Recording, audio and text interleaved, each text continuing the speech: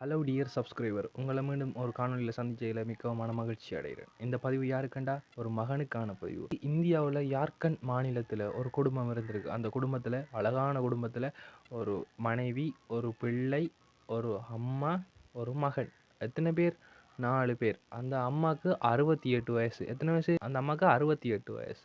அப்போ அந்த அம்மாவை என்ன செஞ்சுருக்காங்கண்டா, வீட்டில் வச்சு பூட்டிட்டு போயிருக்காங்க. அந்த மகன்ட கொடூரத்தை கொஞ்சம் பாருங்க. அந்த அம்மாவை, வயசான 68 வயசு அம்மாவை வீட்டுக்குள்ளே வச்சு பூட்டிட்டு போயிருக்காங்க. அதுவும் சாப்பாடு தண்ணி ஒன்றும் கொடுக்காம.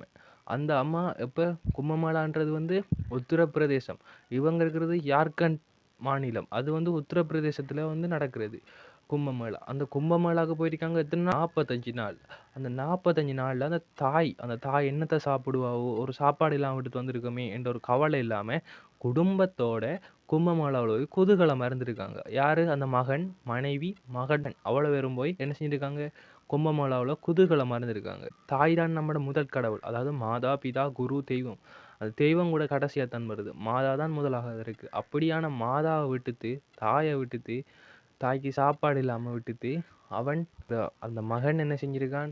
அந்த 68 வயசான தாய் 2 நாளாக சாப்பாடு இல்லாமல் கடும் பசியில் வாடி இருக்கா. தான் அவங்க சாப்பாடு இல்லாமல் அந்த உடம்பு தாங்க இருக்கும். அப்போ கடைசி இயலாத கொடூரத்தில் அந்த சாப்பாட்டு பசியை தாங்கிக் கொள்ளாத இறுதி நொடி, உயிர் உடலை விட்டு பிரிகிற இறுதி நொடியில் பிளாஸ்டிக் பை, நம்ம டிஷ்யூ பேக், அந்த டிஷ்யூ பேக்கை சாப்பிட்ருக்கா.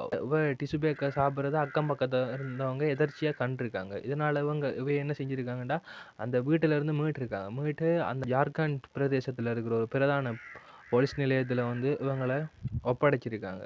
ஒப்படைச்சி இப்போ அந்த மகனுக்கு விசாரணை போய் கொண்டிருக்கு.